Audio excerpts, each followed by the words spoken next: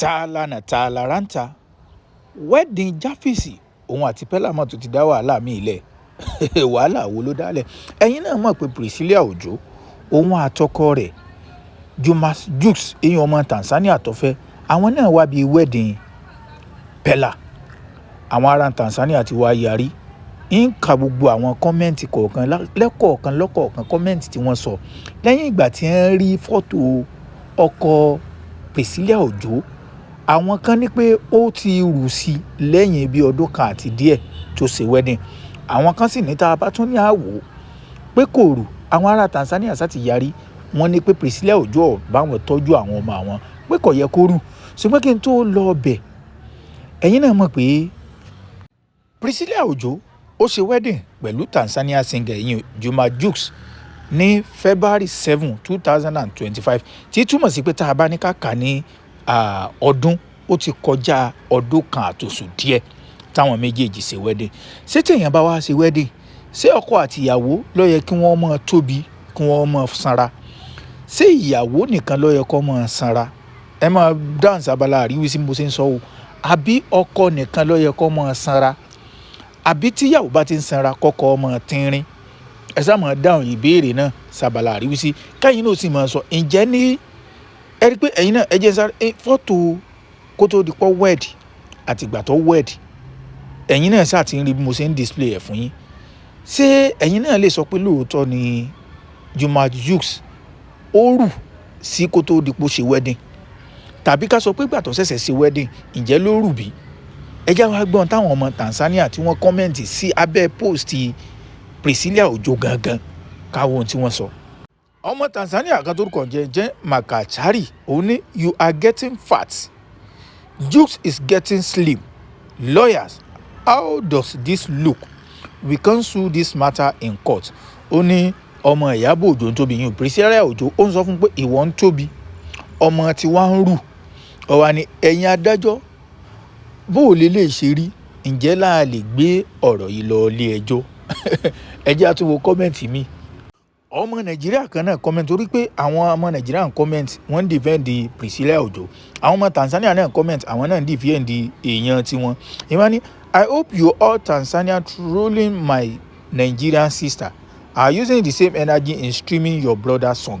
ìyẹn ni ǹjẹ́ ní gbogbo fìlẹ́ngẹ́fìlẹ́ngẹ́ yín bẹ́ẹ̀ ṣe ń dragi ọmọ wa tó jẹ́ Priscilla Òjó ǹjẹ́ náà ni energy náà lẹ́ tún fi ń stream orin ẹ̀ńtọ́jú ọmọ yín èyí Juma Jux so he can see enough food to eat ó ní pé so that yóò lè rówó láti mọ ránjẹ lé wọn ó lè jọ mọ jẹun yóò lè mọ tóbi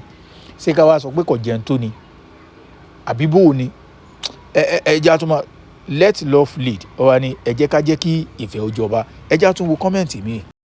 ẹja tún wo ohun tí Miss Maria Kutugu tóun sọ ó ní Jux be strong ó ní Jux má fòyà sọkàn akin that is life you choose ó ní ayé tí wọ́n choose inú o ìwọ ló wò pé kọ̀sọ́mọ́ Tanzania mọ̀ tó wò pé Nàìjíríà ló ti fẹ́ lọ fẹ́ ọmọ we know you are not happy there ó ní àwa náà mọ̀ yìí pé inú rí òdùn nínú ìgbéyàwó rẹ̀ àwọn online lọ sọ ń bá wọn gbélé ni tó fi mọ̀ pé inú ẹ̀ òdùn ẹ já máa bá lọ. From the time you started your relationship with that woman until marriage ó wá láwọn ti mọ̀ pé inú rí òdùn láti ìgbà tí wà àtọmọ náà tẹ́ ẹ ti jọ ń ṣe wọléwọ̀de tẹ́ ẹ ti wà ní relationship títí dìgbà tẹ́ ẹ fi fẹ́ra ó láwọn ti mọ̀ pé inú rí òdùn. You show us that you are happy ó ní ṣùgbọ́n ńkọ́ níta òun tutọ́ funfun síta òun fẹ̀jẹ̀ sínú ó wá ń ṣe bí ìgbà pé inú rẹ̀ ń dùn but deep down it is not true ó ní ṣùgbọ́n ìwọ náà mọ̀ nínú ara rẹ pé nínú ìgbéyàwó pé inú rẹ ò dùn so bá wọn wà ń bẹ̀ ni àbí sẹ́ni mọ̀ wọ́n délédélé mò ń bọ̀ ní ẹja ká kọ́mẹ̀ntì bíi méjì àbí mẹ́ta sí ká tó wá ṣàlàyé àwọn kankan. ẹlòmíràn tó bọ́ síbẹ̀ ó ní your messenger is never pie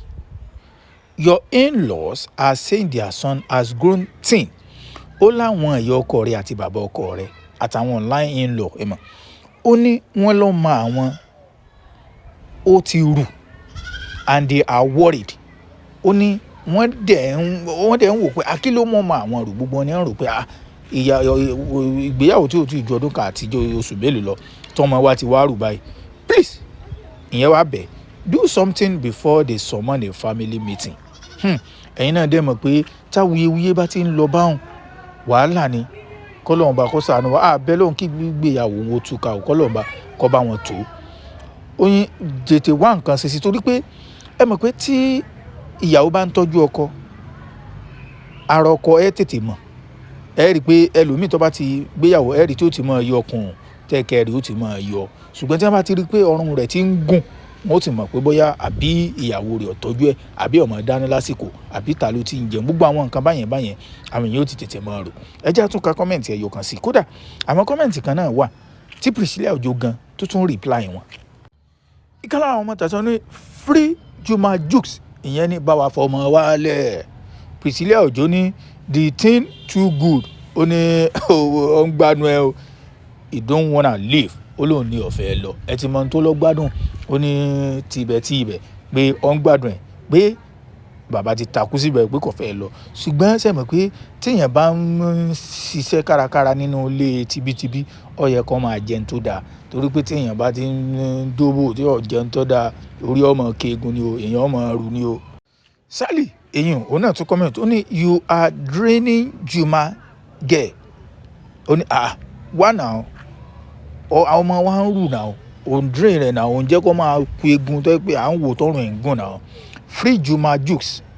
ó ní báwa fọmọ wálẹ̀ o. Ìyẹn ni una for talk since, eyín Priscilla Ojo ló wá reply, ó ní ẹ bá ti tètè sọ. Second belle don enter, tí túmọ̀ sí pé ó ní oyún ẹlẹ́ẹ̀kejì ó ti ṣe kíni o, ó tún ti dúró síbẹ̀. Ṣé mọ̀ yìí pé ọmọ ẹlẹ́ẹ̀kejì wọ́n ti bí eyín Rakim, ó ní oyún ẹlẹ́ẹ̀kejì náà tún ti dúró, tí túmọ̀ sí pé ó ti ṣòro láti sọ pé kó wọn máa lọ lé. Ṣùgbọ́n ẹ̀yin olólùfẹ́ mi jẹ́ àjọ bèèrè àwa, ṣé mọ̀ yìí pé ṣé ká sọ wípé ó rù sí lóòótọ́ àbí kò rù pẹ̀lú tẹ́yìn náà ti fojú rí, àbí ká sọ wípé ẹ rí i pé mo sọ nǹkan, mo ní sí ìyàwó àtọkọ ló yẹ kọjọ máa tóbi ni tí wọ́n bá ṣẹ̀ṣẹ̀ ṣègbéyàwó. Ìgbéyàwó tí ò tí ju ọdún kan lọ, ó yẹ kéèyàn ò rí lára ìyàwó kó sì rí lára ọkọ lóòótọ́, pé kí wọ́n máa jẹun tó dáa, kó máa dáná lásìkò, kí wọ́n máa jẹun, kí wọ́n sì máa wẹ̀, kí wọ́n sì máa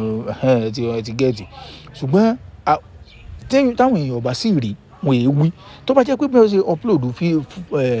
fọ́tò àti fídíò yẹn, tí wọ́n bá rí i pé ẹ̀kẹ́ rẹ̀ ti yọ, ikùn rẹ̀ ṣe dáadáa, ó ṣe dáadáa, ṣe mọ̀ pé inú wọn máa dùn pé ọ̀ ń tọ́jú ọmọ wa. Kò sẹ́ni tí ó ṣe, tó bá jẹ́ pàrọ̀ náà ni ọmọ wa lọ Nàìjíríà, tó bá jẹ́ pàrọ̀ náà la rí pé Priscilla ní ń rù, á sọ̀rọ̀. Ẹ gẹ́tì báwọn, so pé wọ́n ń sọ̀rọ̀ a lè rí wọn bú, ṣùgbọ́n àwọn ọ̀bẹ lọ́hùn kí ìgbéyàwó wọn kó túká. Ẹ ṣáà jẹ́ ká máa wo bó ṣe ń lọ bí nìkan ní ayélujára.